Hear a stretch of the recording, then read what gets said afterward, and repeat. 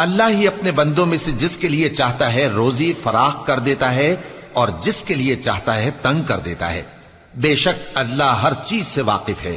اور اگر تم ان سے پوچھو کہ آسمان سے پانی کس نے برسایا، پھر اس سے زمین کو اس کے مرنے کے بعد کس نے زندہ کیا، تو کہہ دیں گے کہ اللہ نے۔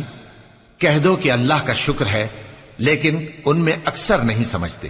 اور یہ دنیا کی زندگی تو صرف کھیل اور تماشا ہے، اور ہمیشہ کی زندگی کا مقام تو آخرت کا گھر ہے۔ کاش یہ لوگ سمجھتے۔ پھر جب یہ کشتی میں سوار ہوتے ہیں تو اللہ کو پکارتے، خالص کرتے ہوئے اسی کے لیے اطاعت کو، لیکن جب وہ ان کو نجات دے کر خشکی پر پہنچا دیتا ہے تو جھٹ شرک کرنے لگ جاتے ہیں، تاکہ جو ہم نے ان کو بخشا ہے اس کی ناشکری کریں اور فائدہ اٹھائیں۔ سو خیر ان قریب ان کو معلوم ہو جائے گا۔ کیا انہوں نے نہیں دیکھا کہ ہم نے حرم کو مقام امن بنایا ہے